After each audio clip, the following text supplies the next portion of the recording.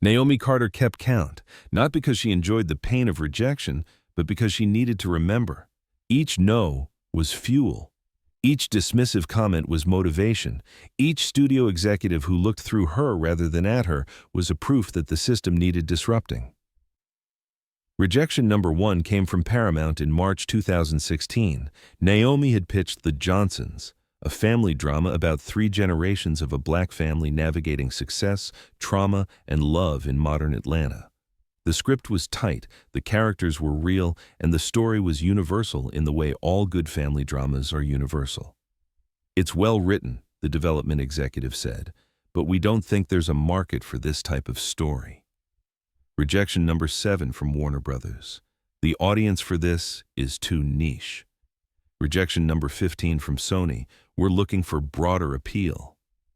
Naomi knew what they meant. They meant black families weren't relatable enough. That stories about black joy, black struggle, black triumph were limited in their appeal. That white audiences, the audiences they were optimizing for, wouldn't pay to see themselves reflected in characters who didn't look like them. But Naomi kept pitching. She refined the script, adjusted the budget projections, created pitch decks that proved the commercial viability of black stories. She pointed to the success of films like Hidden Figures and Black Panther, which had demolished the myth that diverse stories didn't sell. The executives nodded politely and said no anyway. By rejection number 30, Naomi was running out of money.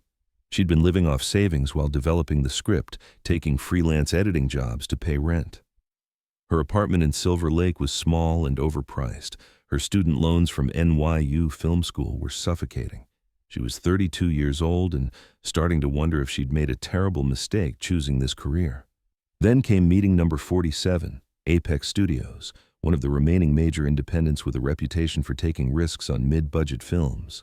Naomi had saved them for last. They'd greenlit several diverse projects recently, and their head of production, Richard Hayes, had given interviews about the importance of varied voices in cinema. Naomi walked into the meeting with hope. Richard Hayes sat behind a glass desk in an office with floor-to-ceiling windows overlooking Los Angeles. He was 55, tan, expensively dressed, with the casual confidence of a man who'd never been told no in his life. "Naomi," he greeted her warmly, "I've heard good things. Show me what you've got." Naomi launched into her pitch. She'd refined it to perfection over 46 previous meetings. The emotional core, the commercial appeal, the budget efficiency, the talent attachments she'd secured. 3 solid character actors who loved the script. She showed him her market research. She explained the untapped audience hungry for authentic black stories.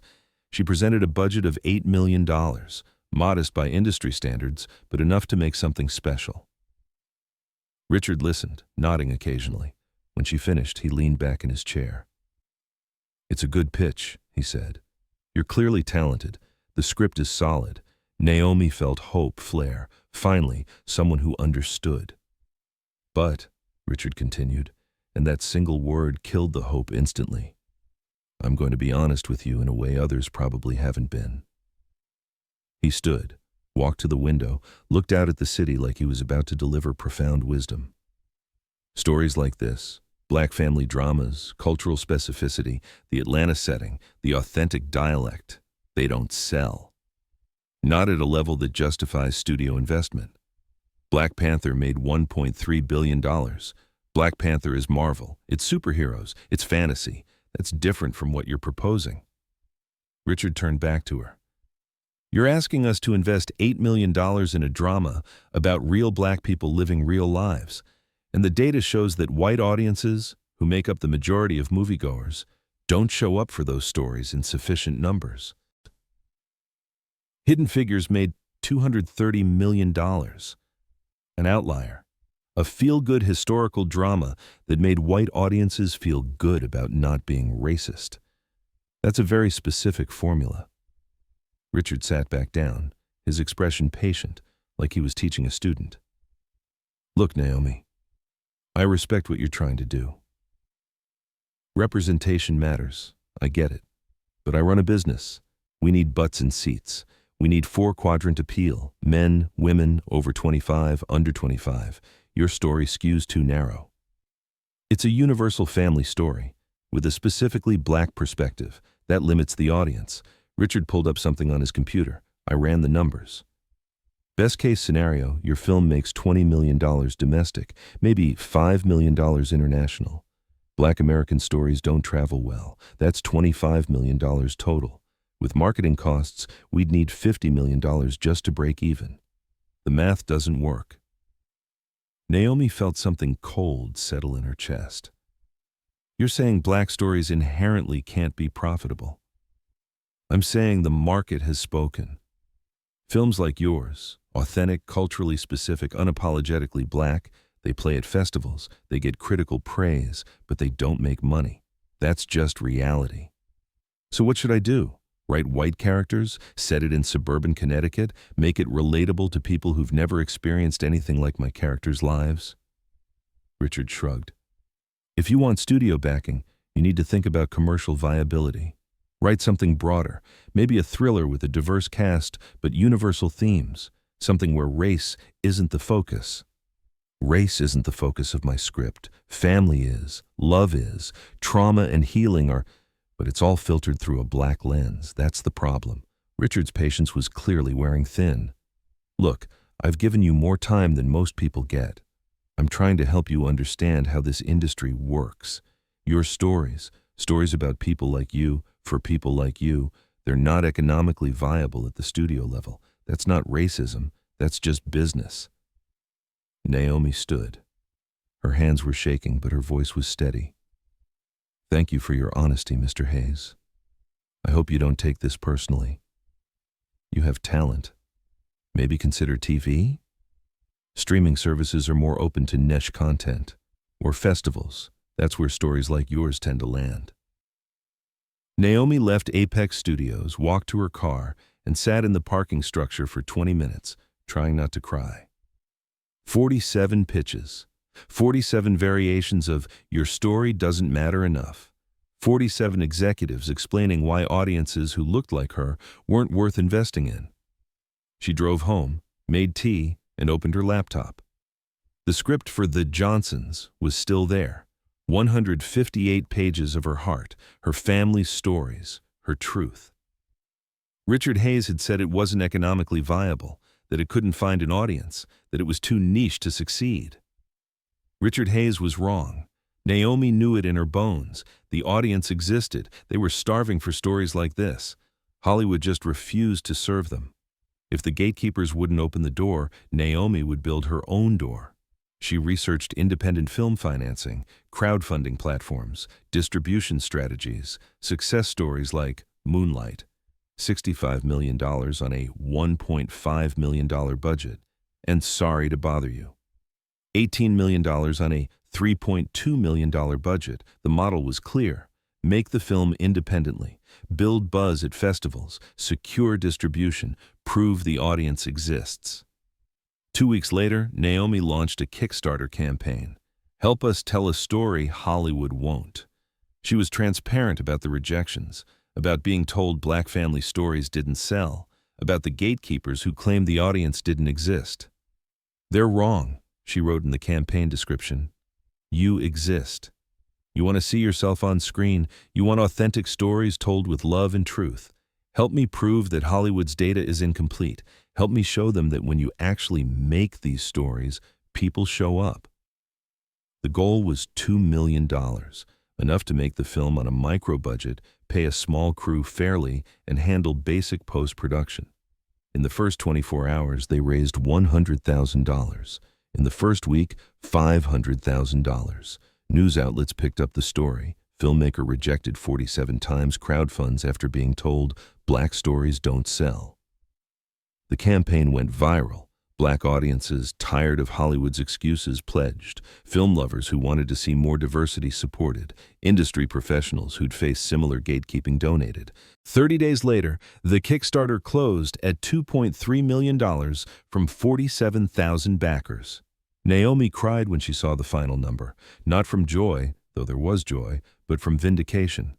The audience Richard Hayes claimed didn't exist had just put their money where their hearts were. She immediately began pre-production, hired a small crew, cast the actors who'd already committed, found locations in Atlanta that would let them film affordably. The Johnsons shot in 28 days on a budget of $2.1 million. No studio interference, no executives demanding changes to make it more relatable. Just Naomi's vision, executed with precision and love. 6 months later, she submitted the finished film to Sundance. Richard Hayes heard about it through industry gossip. He mentioned it to colleagues at lunch, laughing. "Remember that filmmaker who pitched the Black family drama? She kickstarted it. Good for her.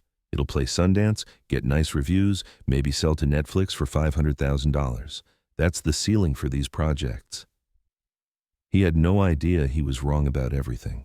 No idea that in 8 months, Naomi Carter's The Johnsons would be the highest-grossing independent film of the year. And no idea that in 3 years, she'd be sitting in his office again, this time as the owner of Apex Studios deciding whether to keep him employed. But that reckoning was still to come. For now, Naomi had a film to finish and a system to dismantle. January 2018, Sundance Film Festival, Park City, Utah. The Johnsons had its world premiere in the U.S. Dramatic Competition section. Naomi sat in the back of the theater, watching her film with an audience for the first time. She'd poured everything into this, her savings, her family's stories, 2 years of rejection and crowdfunding, and 18-hour days in post-production. The film was 112 minutes of authentic Black family drama. No white saviors, no trauma porn, just 3 generations navigating love, ambition, disappointment, and joy. The lights went down. The film began. 20 minutes in, Naomi heard sniffling. 30 minutes in, genuine laughter. By the climactic family confrontation scene, the theater was silent except for the sound of people emotionally invested in characters Hollywood had claimed weren't relatable. The credits rolled. 5 seconds of silence. Then the theater erupted. Standing ovation, not the polite festival applause, genuine, thunderous appreciation. People were crying, hugging, cheering. Naomi stood, overwhelmed. This was the audience Richard Hayes said didn't exist. The Q&A afterward was electric. Questions about the filmmaking process, the characters, the authentic depiction of Black family dynamics. One woman stood up, voice shaking. "Thank you for making a film where I finally saw my family on screen. My grandmother, my mother, myself. Thank you." The industry trades were watching.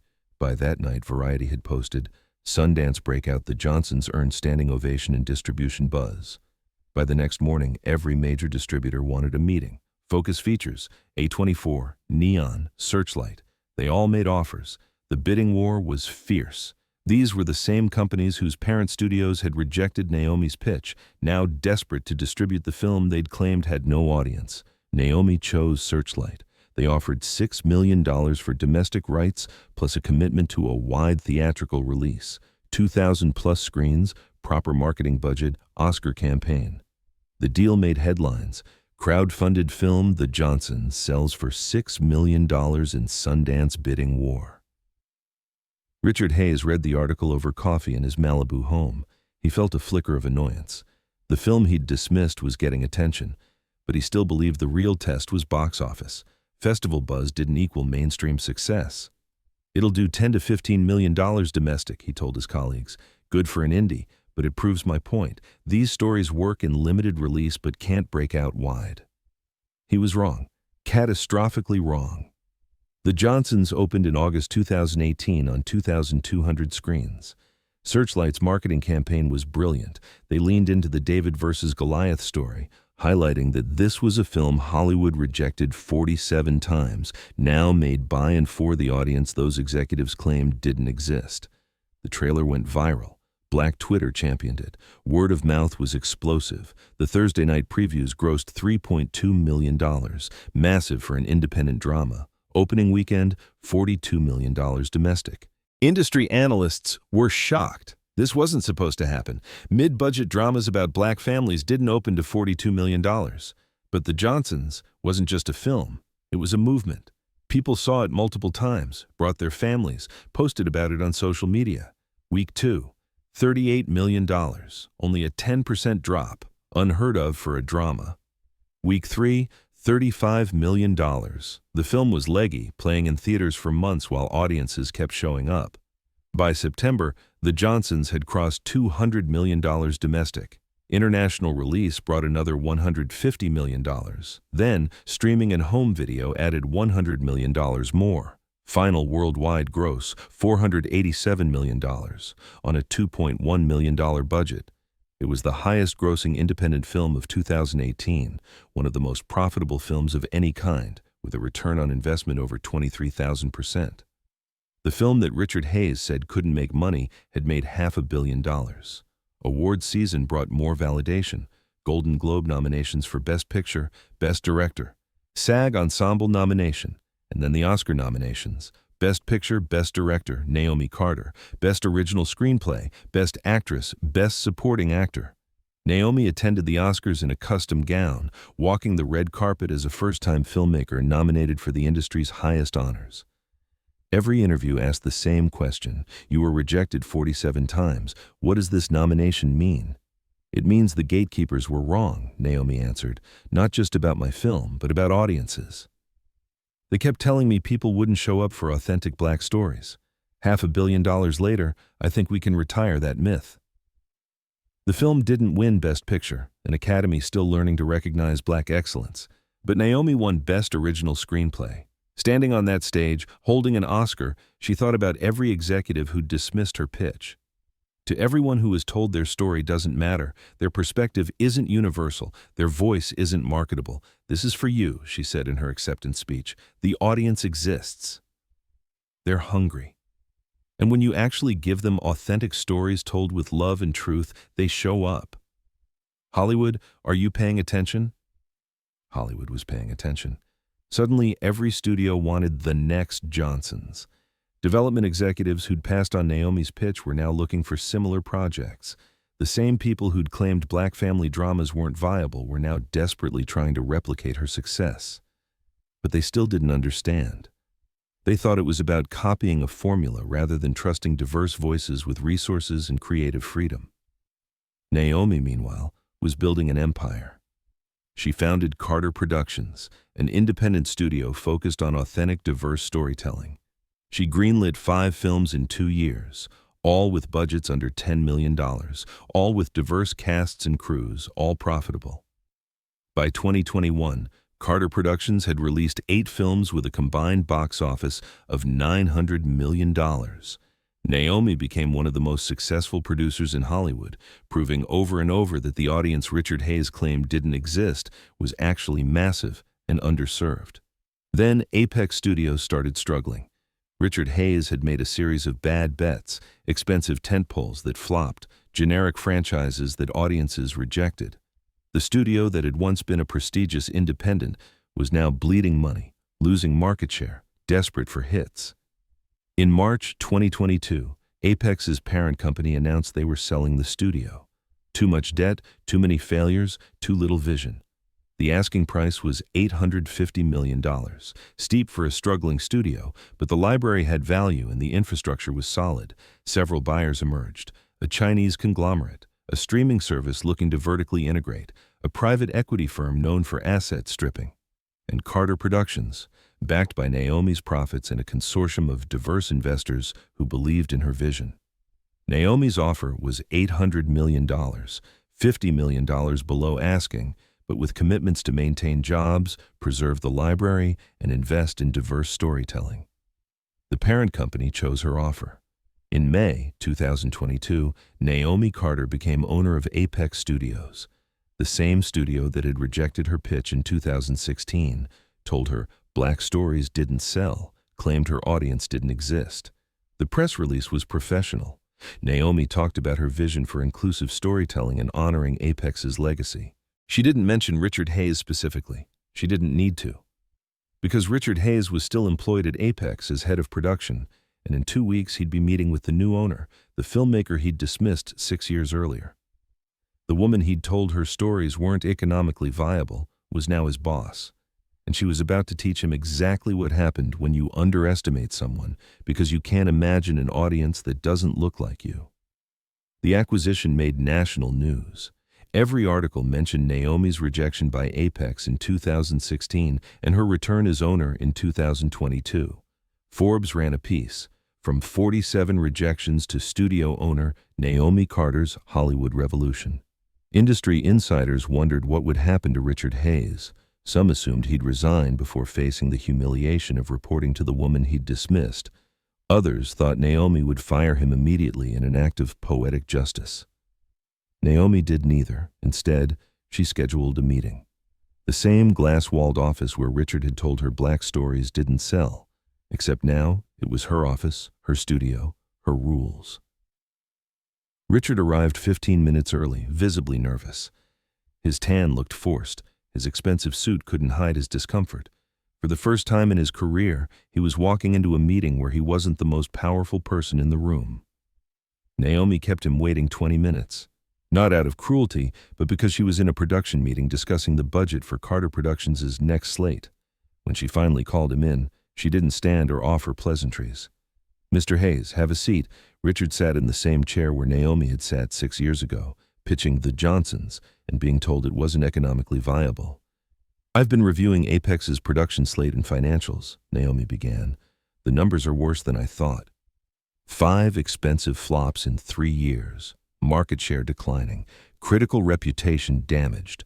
The industry has been challenging. The industry has been fine. Carter Productions released 6 profitable films in the same period. The problem isn't the industry.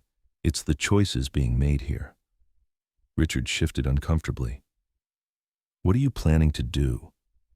Naomi leaned back. "That depends. Do you remember our meeting in 2016? Richard went pale. "Naomi, Ms. Carter, I want to apologize for today." "I'm not asking for an apology. I'm asking if you remember what you told me." I said your film wasn't commercially viable. You said black stories don't sell, that my audience didn't exist, that authentic cultural specificity limited appeal. You ran numbers and determined my film would make $25 million maximum." Naomi pulled up a spreadsheet. "The Johnsons made $487 million. You were off by $462 million. That's not a rounding error, Richard. That's fundamental misunderstanding of audiences and markets.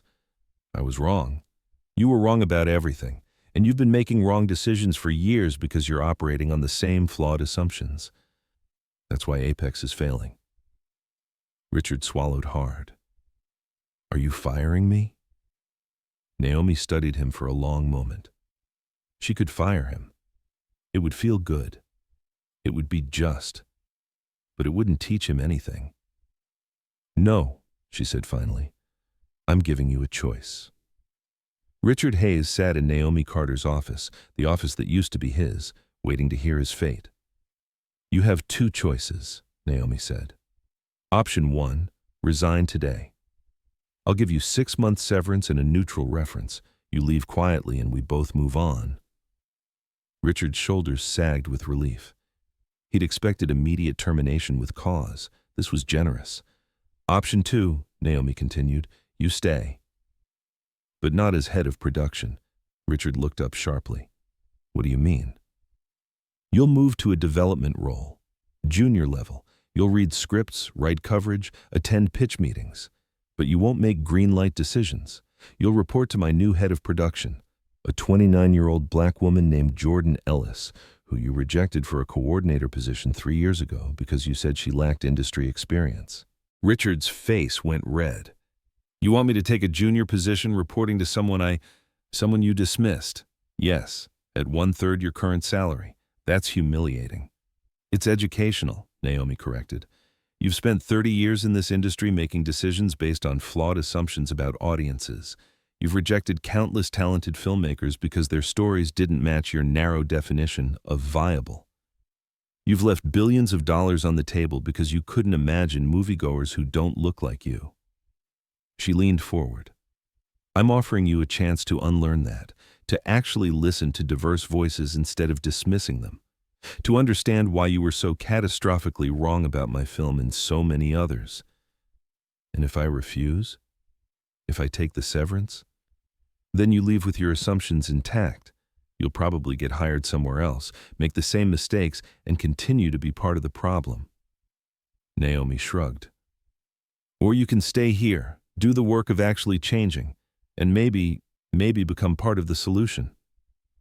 Richard looked at the woman he'd dismissed as commercially unviable, who now owned his studio. Why offer me this? You could just fire me. Because firing you is easy.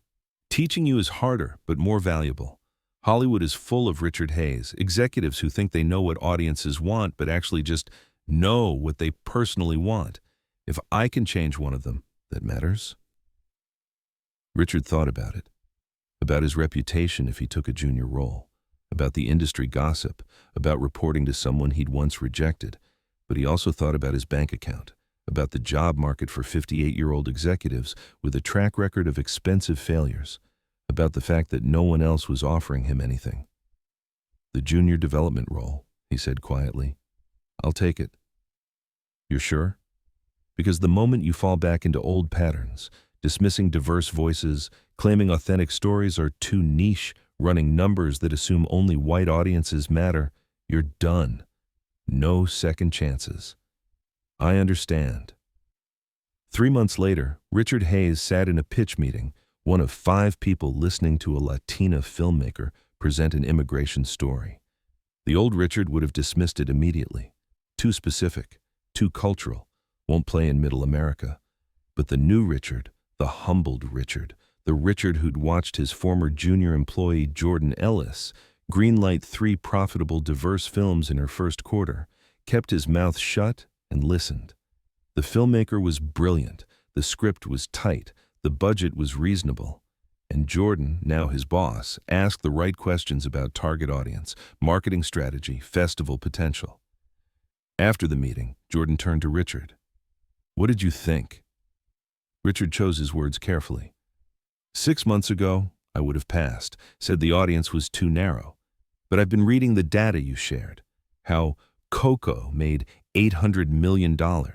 How Crazy Rich Asians proved Asian stories could be blockbusters. How audiences are actually hungry for authentic, diverse stories when they're told well. And now? I think we should make it. I think I was wrong about a lot of things. Jordan studied him. Progress. But you said, I think we should make it. That implies you have decision-making power. You don't. I'll decide if we make it. You're here to learn, not lead. You're right. I apologize. Better. Jordan turned to her assistant. Schedule a follow-up with the filmmaker.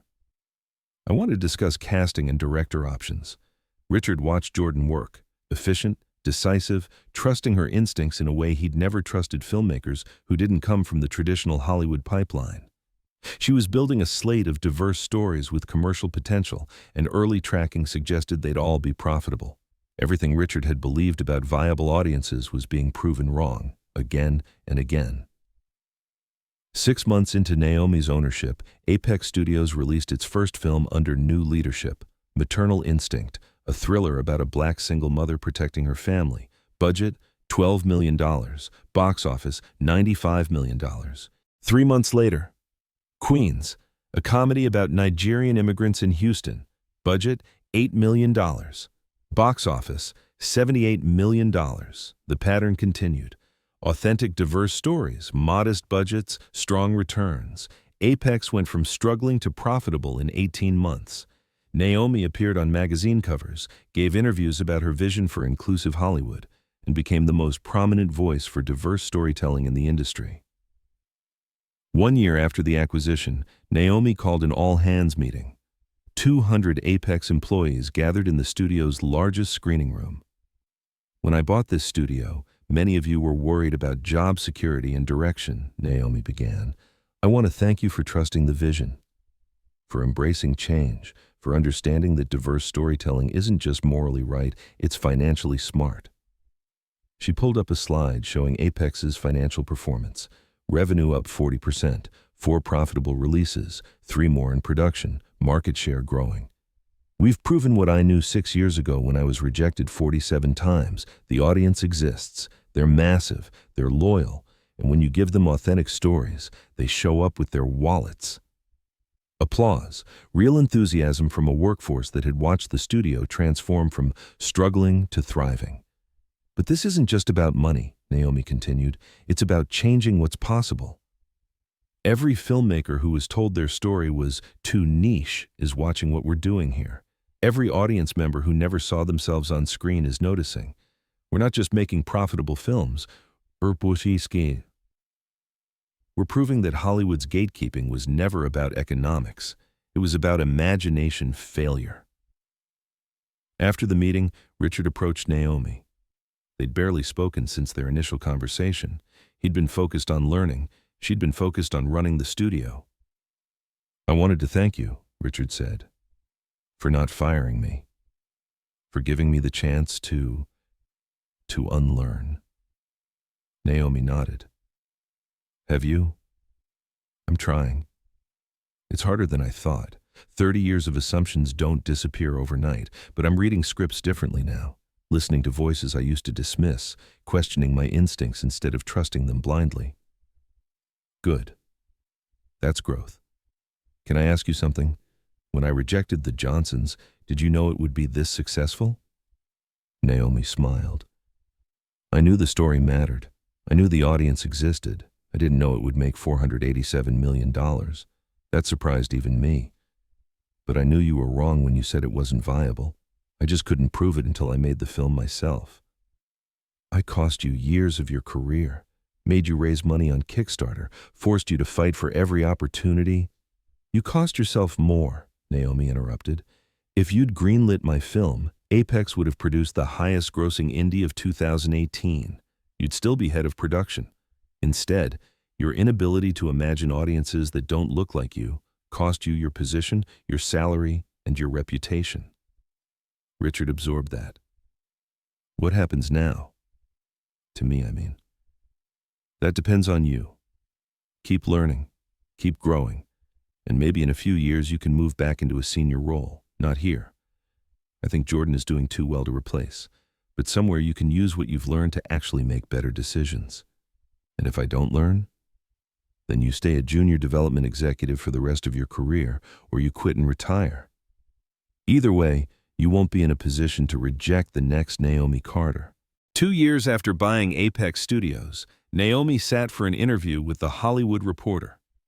They wanted to discuss her success, her vision, and what her journey meant for the industry. "You were told 47 times that your story wasn't commercially viable," the reporter said. "Then you made $487 million. What do you want executives who rejected you to understand?" Naomi thought carefully.